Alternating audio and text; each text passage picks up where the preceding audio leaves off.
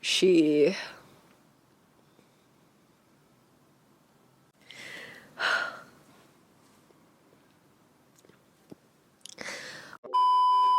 I think I've forgotten how to start this. Hi everyone, welcome back to Growing Pains. It's me.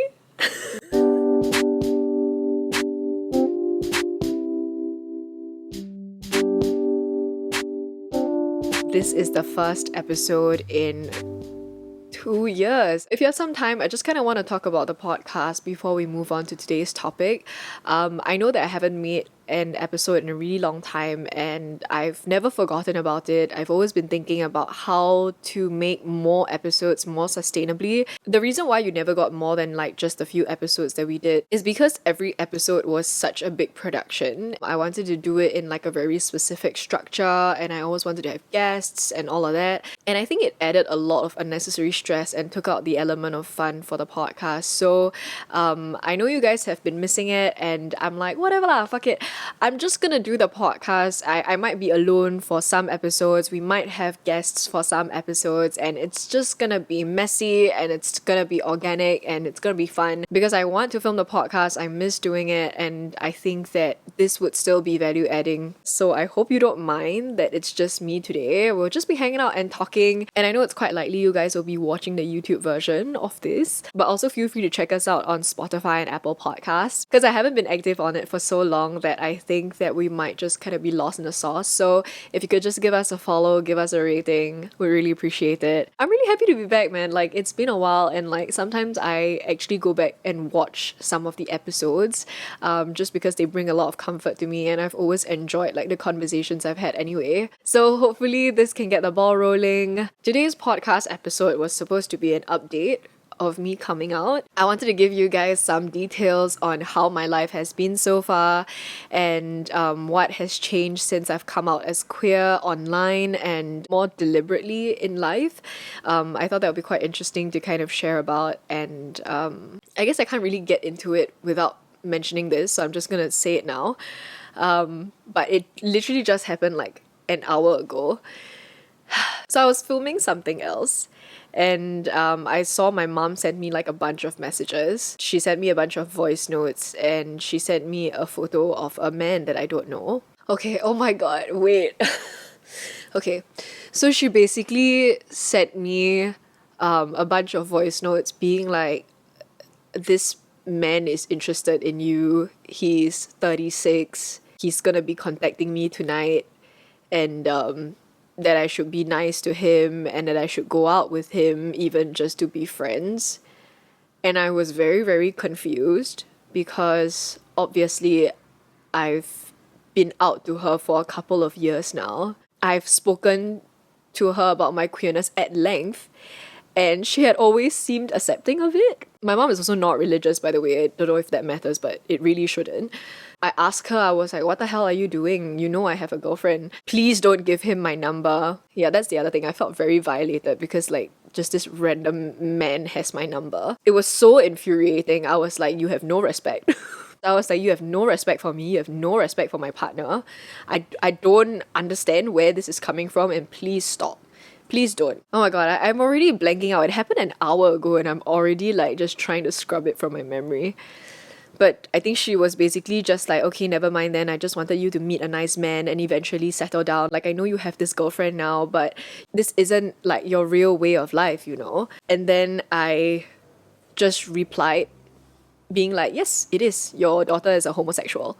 And then after that, she sent like another voice note, which I should know by now not to listen to, but I listened to it anyway. And she just said that that it pains her heart to hear me say that and that this is redacted. Okay, hang on for a bit while I explain later. That really struck a nerve. Like I think before that I was still kind of finding it funny when she gets carried away and that message of hers when she was introducing this random man and telling me, oh my god, like stay by your phone tonight, he's gonna text you. There was still an element of like humor into it and I just thought it was quite funny that my mom was just like so ridiculous. But I knew that also it was homophobic, right? That's why I wanted to call it out and that's why I wanted to make it very plain and very clear to her that your daughter's a homosexual. So for her to have said what she said at the end of it, like, I don't know.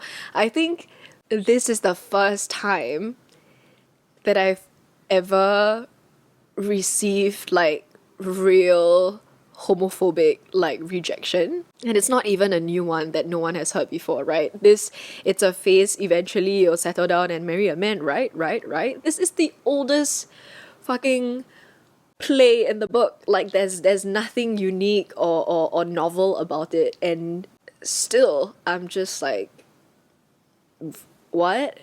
Hi, it's Editing Brenda here. I shot this yesterday, so I've had some time to kind of think about why it hurt me so much and the significance of this conversation with a little bit more context. Over the past 3 years, I've deliberately stepped out of my comfort zone to show her this queer side of me. I am definitely not used to opening up to her, and we didn't have this relationship growing up, but I knew it was important, so it definitely took a lot of courage and vulnerability for me to open up. And that's why this whole incident is so jarring. So upon replaying the messages, right, apparently she hasn't even met the man before. She just saw a photo, found out his age and his occupation from his mother, and then gave his mother my photos, my social media accounts, and my number for him to text me. She was so gleeful about it and so completely dismissive of my relationship, to the point that she didn't even bring it up until I did, and even then telling me that it doesn't matter and that she believed that this random man that she hasn't even met before would be a better match for me than my own partner, solely based on the fact that he is a man and nothing else, and that she felt like she was entitled to give away my private information, give him permission on my behalf to contact me and pimp me out, essentially, to a complete stranger. And the worst part is, I know she probably didn't even think too much about doing that or saying any of the things that she did, but the fact that she didn't also says something. All this time, all of our conversations that I've taken the pains to have with her, either she hasn't been listening to me or she simply doesn't care. And when she finally had to face the idea of me actually being queer, she said something extremely hurtful, completely out of line, and frankly, just plain bizarre. I decided to redact it because, like, I don't know if it's gonna trigger anyone else, and frankly, even I wish I didn't hear it, but yeah. This is also after seeing my friends get engaged, like, over last weekend, and all 4 parents were there, and they were very supportive. And I was so happy for them. I still am. They are the best people ever. But there was also like a quick thought in my head that I was like, oh, I could never have that, you know? My parents wouldn't be there. So I guess that's why like today's message hit like extra hard. So yeah, I'm not gonna dwell on it. I just wanted to share what happened because I don't think that I'll be able to pretend that it didn't. And I think that it definitely colors the rest of this episode, and that it's definitely gonna be quite a bittersweet journey. And I think it also reminded me of the reality of a lot of other queer people as well, because I've just been very lucky in this past year, and I've had it very good so far with my parents being accepting, or so I thought. To have a parent like reject this very quintessential part of you is really very difficult. You can't really just like reconcile it by yourself that easily, and it's gonna take years of work and a letting go of expectations lah. So something that I watched recently, she said, your happiness matters more than other people's disappointment. Yeah, that's something I try to bear in mind because all of the decisions I've made so far, since my decision to come out as queer and to live my life the way I deem it, versus a very strategic, like what would be the safest, what would get me the most points, what would get me ahead kind of thinking, I have been so much happier and so much more free. It's been way more liberating, way more enjoyable, and also fulfilling. Like, I feel like my life has so much more meaning now. So that's what we're gonna talk about today, okay? We're gonna talk about how my life has changed since I've come out. Yes. Let's hit it.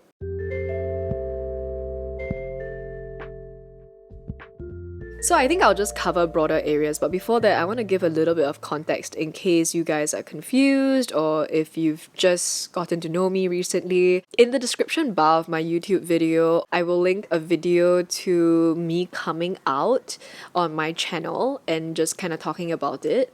I had never truly been in the closet. I think since I knew that I was queer when I was like 14, I mentioned it to a couple of my friends, and then eventually at 15, when you're in a girls' school and you cut your hair short, that's kind of an initiation, right? It's just a declaration in general. So I took that as my coming out. Even though that wasn't even that deliberate, it was kind of an accident that it went that short and I just ran with it. So I would say my one deliberate attempt at coming out was making that video, and I think I made that video in 2020 or 2021. It's been a while. It's been a year plus almost two. I came out as queer and then I just like got more and more queer because now I felt like I was in a safe place to explore and to experiment with different ways of self-expression and playing around with my identity. So I know I did switch around my pronouns for a little while. I ultimately didn't feel comfortable, so I switched back to she, her pronouns, and I also at the same time experimented with my fashion. I think more so than experimenting with my fashion, I just looked at certain things in my closet and I was like, you know what? This ain't me. This is me pretending to be like straight and mainstream and like safe, you know? Maybe they were me sometime in the past, but eventually I got rid of a lot of stuff that made me feel physically uncomfortable. So the thing is, I still enjoy showing skin. Like you can see from my previous videos. If you see my titties, they're fine. You know, I don't hide them, but I think there were certain pieces of clothing that catered to the male gaze. This was something that I didn't consciously, actively think about or act on, but it was true. When I'm looking at certain pieces in my wardrobe, I'm like, meh. You know, so I got rid of those and I got rid of most of my wired bras except for the ones that are actually really cute and pieces of laundry that I want to collect, like the ones from New York. And I am just way more comfy now. Like I'm physically more comfortable because of the way that I dress. I feel a lot more like myself. I feel like I found my style, I found my groove. And that's the other thing that I also noticed, that like after I came out, I got a lot hotter, man. I don't know if y'all noticed, but like I definitely got hot. Like I feel more attractive, and for some reason I was attracting a lot more people than I ever had before in my life. Not just women, but also men. You're confused? I'm fucking confused, bro. I'm like, what?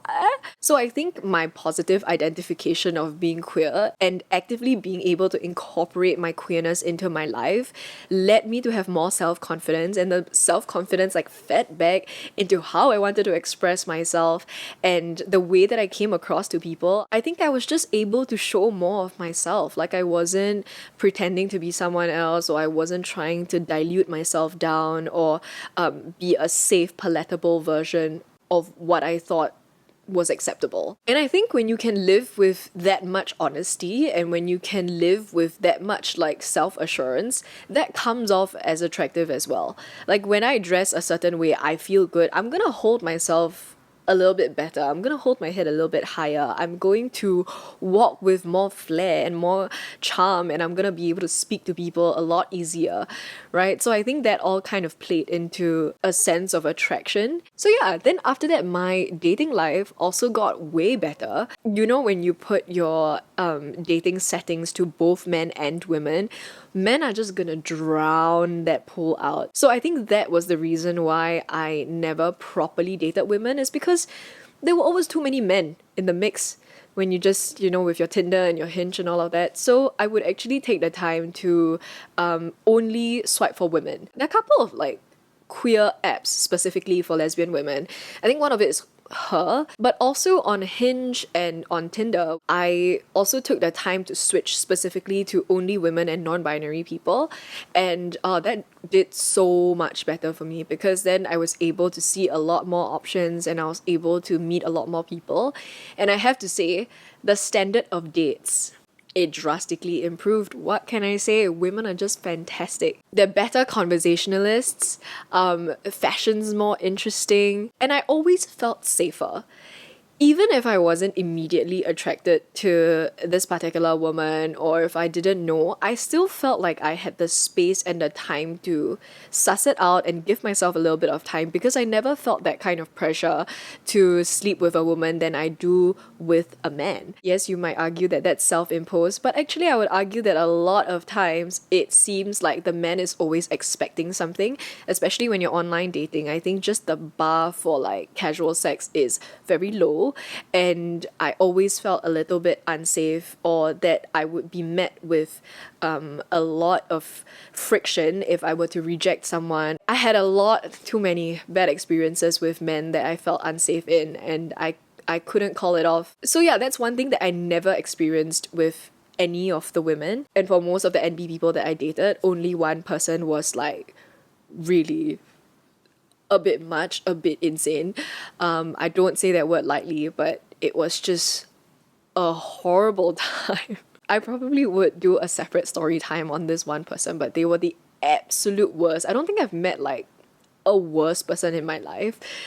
So yeah, and it's pretty funny now that it's all over. But the gist of it is, they asked to come back with me to my house after the first date and didn't leave for the entire week. We'll find a time to talk about it. But yeah, other than that, honestly, most of the dates were very, very enjoyable. So the other thing that I also noticed that I learned was that I also felt very insecure with not being like sexually as experienced with non-binary people and women than like men. So I did feel a little bit insecure about that, but honestly it turned out not to be a big deal at all. And it's a case of if you know, you know. You know what I mean? Like, if you know how to do something, you'll learn it. And then if not, you'll just communicate to your partner, ask them what they like. It'll be good. It'll be good. So it's not an issue at all. Just a heads up in case you were worried. Don't be. And the most important thing that I've noticed when I date people besides men is this really strange phenomenon. I didn't know that I was very attractive. I didn't know that me being my normal self, me being feisty, me being self-assured, me being like a boss-ass bitch, like, I never knew that this was sexy, because all the time people had been telling me, oh my god, chill out, you're like just a bit too much, you're so bossy, you're so this, you're so that, you're so difficult, you're so talkative. Men don't like that. Don't do that. Men don't like it. I'm like, oh my god. So I feel like I have been cheated my entire life. And this is just something that I found that was really hilarious, and that I was like, maybe I am meant to be just like very, very gay. So when I was predominantly dating women, I was shocked. I didn't know that these parts of me that I have beaten myself up for and tried to tone down were things that people were looking for in partners. And frankly, that gave me a huge boost of self-confidence and a huge, like, giant hug to be like, I was okay the whole time. I think I was just dating the wrong people and being told the wrong things. Not to say that men wouldn't like someone who's feisty, but I think that a lot of men don't like it when women get too feisty, or women want too many things, or like they like women who are smart but not smarter than them, or not too smart. So I've always had that issue, and I would always have men who were very intimidated by me and then take it out on me for just being myself. So I was just really shocked and really taken aback that I was considered attractive, and that I had a lot of game. Frankly, I was like, whoa, like I can pick. So because of that, I think I found myself way more comfortable just being me, not feeling like I have to pretend, I have to be nervous, I have to act a certain way. I could just literally sit there and be myself. Is this what men feel like? Oh my god, that's crazy. And feel like we were equals. Like, I would sit opposite someone on a date and I would assess them and I'll assess our compatibilities rather than worrying and fretting if I'm doing a good job. You know? My whole like dating life, I think I had just been looking at it as like, am I doing a good job? Like, is this what it's supposed to look like? Yes, right? Like, am I okay? Like, is this too much? Like, was I supposed to do that? Was I not? Like, there was so many anxieties surrounding how I should have been behaving, because I think I just fundamentally knew that I wouldn't be attractive if I was me or something. That was a big revelation. And because of that, I think I just felt a lot more comfortable to go on more dates. And because of that, I met a lot more people that I've stayed friends with, and people that I've had very meaningful interactions with that I've learned a lot from. And I don't take these experiences at all in a bad light, even though obviously a lot of them didn't work out. There's a very nice level of like mutual respect there. And there's so much more to explore in a queer dating like realm. Like I always saw myself as quite androgynous. I'm laughing because anyone else looks at me and sees femme, I think. I was like, just because I wear makeup doesn't mean I'm femme. I'm actually very, like, I have a lot of masculine energy, I would think. So yeah, it was really funny because I had this conversation with my partner and I was like, I'm androgynous, right? Like on a scale of 0 to 10, 10 being like very masculine, very butch, and 0 being like lipstick lesbian, I'm a 5. And then she laughed and she was like, you're maybe a 3. And I was like, what?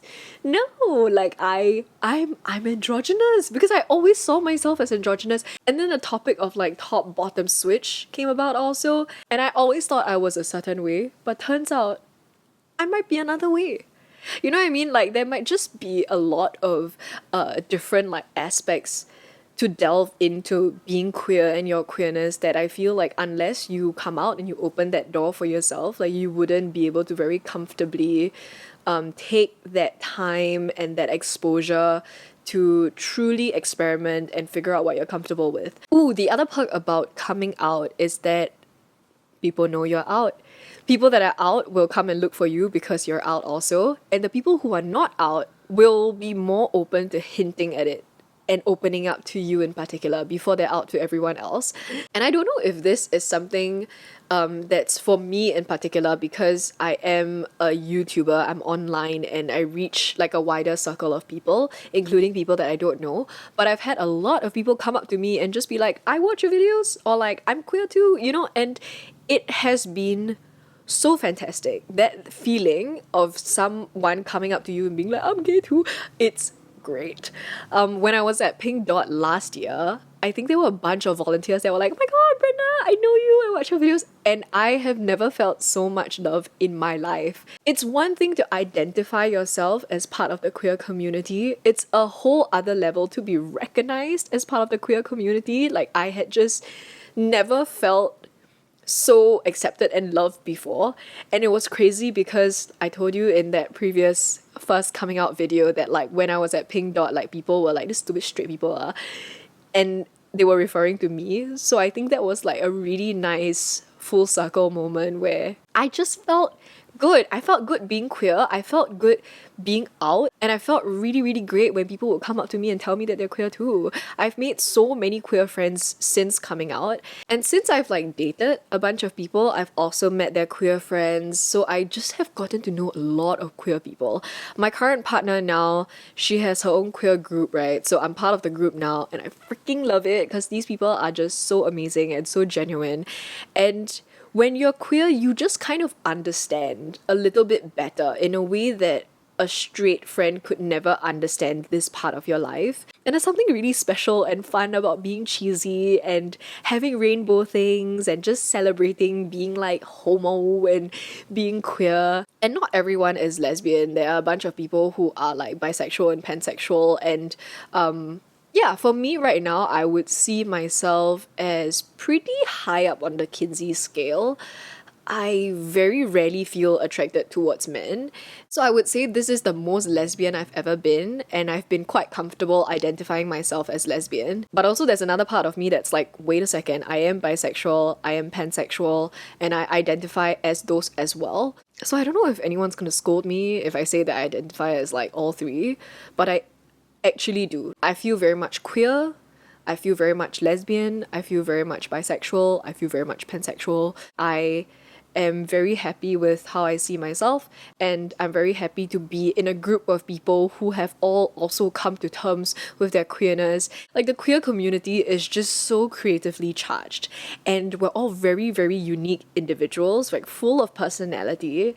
And having this group of queer friends now has finally made me realize why I never fit in school with every group of straight friends that I've ever been in. I've never felt like I truly belonged, and it makes so much sense now, and I'm so happy.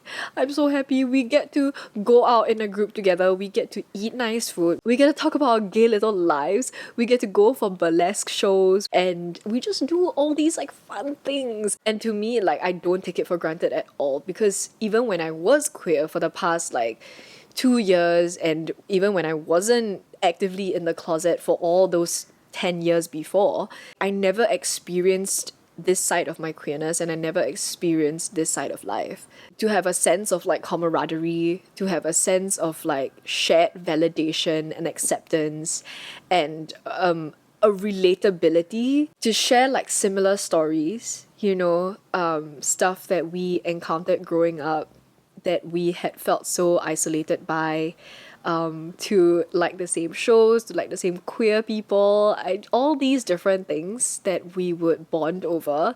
It's just on a different level. And especially in adulthood, like, that's so rare. So yeah, I've really come to cherish my friends. I love them a lot, and they're just really, really wonderful people. This is kind of embarrassing, but I wanted to say that I've developed closer and more genuine relationships with my friends and family. Taking what happened aside, I do genuinely feel more comfortable sharing my queerness. I mean, I literally just told my mom, your daughter's a homosexual. And just being more loving in front of my partner and not worrying that this is fundamentally a wrong thing to do or a shameful thing to do. I mean, I hope that they can see how happy I am with my partner and how happy I am to be queer. Just thinking about the phrase, that who was the one that used it during the 377A repeal, like calling us militant homosexuals. I actually feel like I've been the exact opposite. Like, since I've come out, I've just been a lot more open and a lot less defensive and combative, because I don't feel like I need to fight for space for myself anymore. I feel like I've found myself space, that I've really grown into myself, that I'm allowed to take up more space, and that I'm very comfortable with who I am now. I feel way more centered, I feel way more aligned, and being able to truly express yourself and to hold that space for yourself while you continue to navigate, because obviously this isn't just like I'm out, thanks. It's always gonna be a lifelong journey. And it's something that I look forward to now instead of fearing. And when you feel so centered and so at peace with yourself, you're able to show up for your friends and the people around you a lot better also. So I feel like I've been a better partner. I feel like I've been a better friend. I have been doing everything else with a lot more heart and a lot more ease, because I'm not dulling myself down for anybody. I'm able to express myself exactly the way that I want to, and I'm happy. My days are in general better. Not every day is perfect, but no days are bad because I'm gay. Do you know what I mean? Like, it's not because I have to hide this part of myself. Like, other things in my life can go wrong, but it's okay. I know who I am, and I know I have a really strong support system. I know that I have my partner who loves me. I know that I'm ultimately in a good place in life in terms of my self-identity and in terms of my gender expression. So yeah. With that, let's go into some Q&As. I did ask you guys on Instagram if you would like to send me a couple of questions. Okay, a lot of people have asked me how I met my new partner. Don't worry, that's literally coming up. I have another Get Ready With Me for you next week. That's going to be really fun also. It's about mental health. And then next week, we're going to do the story time about how I met my partner. So you guys just hang on. How have brands or businesses treated you since? What differences have you noticed? So I don't know whether this pertains to me getting more tattoos or me being queer, but I have noticed a drop in specific brands, like a umbrella of brands who would used to work with me. But I think it's also because of my evolution in style. I think I just don't fit their image anymore, because obviously last time when I was not out, I looked definitely more palatable, just like a xiao mei mei, and just more mainstream and more safe. So now with the tattoos, I think it's actually more of the tattoos than the queerness, but it could be both. I don't know. I do feel a little bit like nostalgic and sad that we've not worked together anymore, but I've also noticed that I've been getting a lot more queer friendly businesses and people who have continued to work with me, I think that is a sign of acceptance, and that's a sign of celebrating me for who I really am. And these are the people that I want to work with anyway. So yeah, I'm okay lah. I mean, you win some, you lose some, but if I'm gonna lose some for being who I am, then I'll just have to take it. I'm not gonna be everyone's cup of tea, and it makes no sense to like dull myself down or to pretend to be a certain way when I'm not, just so that I can get a bit of business. Nah. Social media, yes, is my job, but it's ultimately more important for there to be representation, queer representation in places that aren't usually queer. So I know a lot of queer people always like stay in their queer circles, and so do I now. I stay in my queer circle, but sometimes people don't have those circles, and I used to be that person. So for me, I think it's important to stay queer, stay reppin', and make queer content that I want to see. And eventually, if brands decide that they want to work with me, I would know that they want to work with me and all of my queerness. So that would be great. How do you get your second dog? So my second dog is actually my partner's dog, and he's actually an Ubin boy. He's one of those Ubin boys, when you go to Pulau Ubin, you see a very particular type of mix, a Singapore special mix, which is like a beagle, a Jack Russell Terrier, and then like another kind of mix. He was born on a kelong, which is like a fish farm, and then they brought him over. He's actually been rehomed like a couple of times. It's quite sad. So yeah, happy to have him in our lives. So they're both over at my partner's place right now because I just wanted to film this in peace and quiet because they can get a little barky sometimes. But yeah, they've gotten very comfortable together, Noodles and Taco, and they are kind of like a duo now. It's quite cute. There's another question. Who is your favorite lesbian friend? And I would say the person that asked is my favorite lesbian friend. Her name is Jo. She's great. She's a really, really good person. She's very genuine, very big-hearted. And she looks very cute, and she's single. So if you want to hit her up, just let me know in the comments below. Alright, next question is, where do queer people find queer friends? Ooh, good question. Like what I said, when you join certain groups, when you meet one queer person and you meet more queer people, I would say if you're single and you're queer, go on to dating apps and then go and meet different people, because chances are you'll meet their friends as well, and that would be like the easiest way to meet more queer people, and or to basically just say that you're looking for queer friends. And if you're in a relationship with someone, you're in a queer relationship, then even better, then you guys can go and join activities and communities that will have a lot of queer people lah. There's so many queer events. I'll try and list as many resources as I know down below for you guys to follow, and hopefully you guys can meet your own little queer commune. That'll be great. Next question, is there anything you miss from dating a guy? Surprisingly, not at all. I don't speak for all lesbian relationships, but me and my partner's relationship is the best I have ever had, and it's continuing to get better, and I just am having a great time. Like there's nothing I miss about any of my past relationships. Nothing. How do you overcome all these expectations that society places on you, like kids and marriage? And am I out with everyone or just selected people because this person feels like they're living a double life? Ugh. Okay, I'm out everywhere. That's kind of what I was talking about previously when I feel like there's a sense of non-defensiveness and like a sense of openness and clarity and ease with being myself, because I don't live a double life every day. Even if you don't come out as gay, then the default would be to assume that you are straight, right? So I think you would still place some sort of expectation on yourself or some sort of standard to behave not so gay. You know what I mean? Because you never know how the other person's gonna react. So I would say that's why I'm very happy I came out, and I would advocate for people to come out when they feel safe and ready. Overcoming these expectations about marriage, kids, this isn't the only question about that, honestly, and that's such a great question, because that was always like a fairy tale ending, yes, and that was something that I was like, oh my god, wouldn't it be so nice to have, me being like a big romantic at heart, right? But I've never truly seen marriage with anybody that I've dated up until now. I think that's also because I'm in a group of people who are queer and who are still getting married, and I just see a lot of that and I feel so heartened by it because I never thought it was possible. Like when I entered a queer space, I had actually given that up. And I had also come to terms with the fact that I don't think I actually want to have children. Not just because it'll be a lot harder for us to have kids as a queer couple, but also because I think my life would be better without children. And I don't want to have children.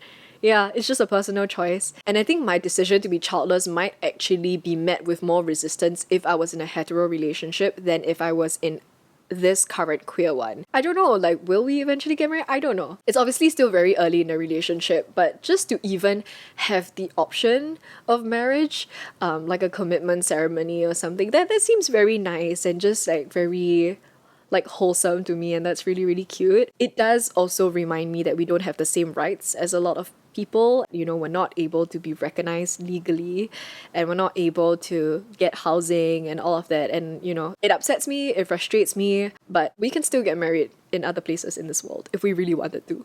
Okay, next question. Do you go to an all-girls school and do you feel like it shapes someone's sexuality? I think that it would actually allow you to consider that possibility more, because if you see that people can actually have these queer relationships, you might also feel like, oh, then I can too.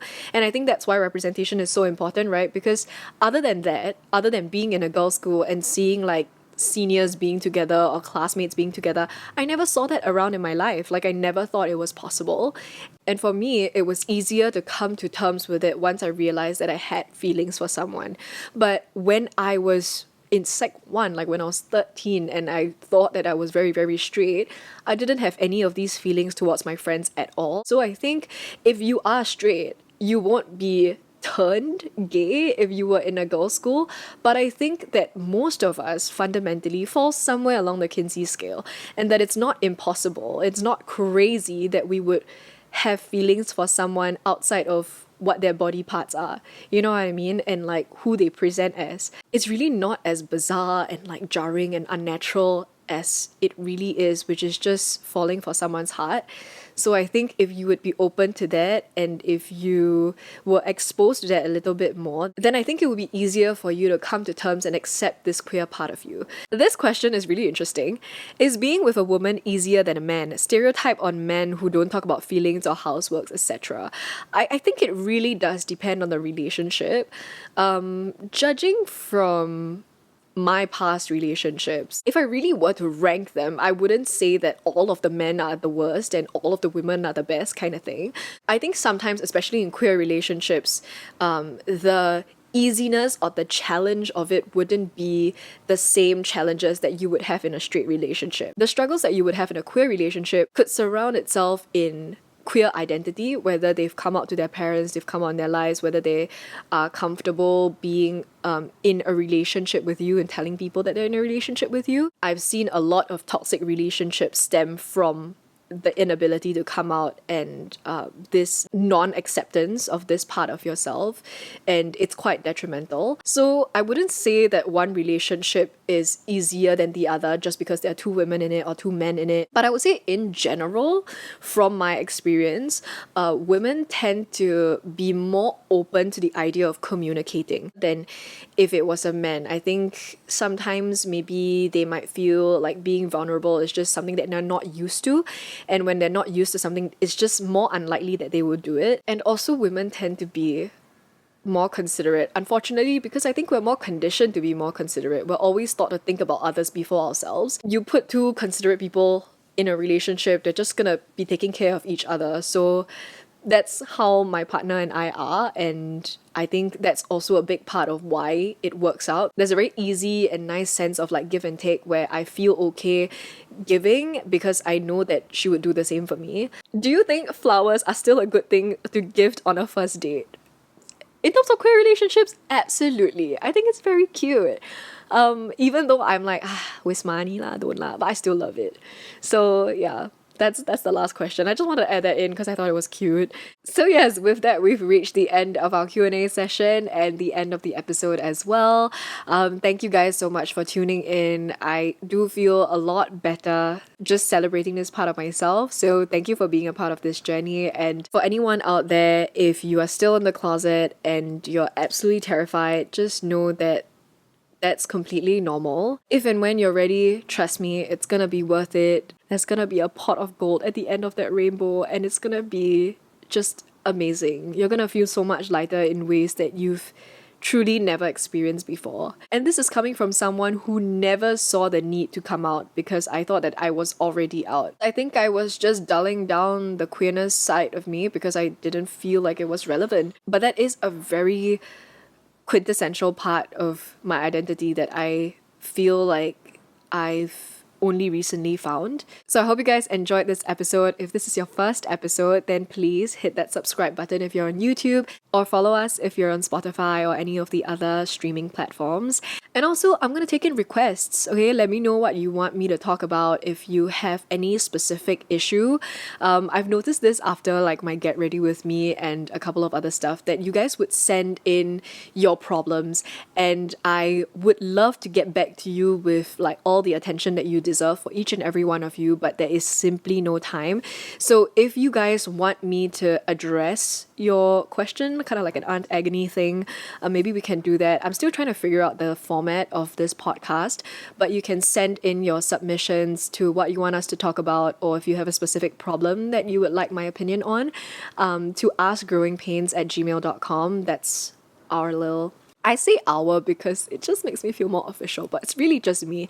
That's my podcast email, so feel free to write in if you want to. And once again, it's been real, and I'll see you guys soon. Bye.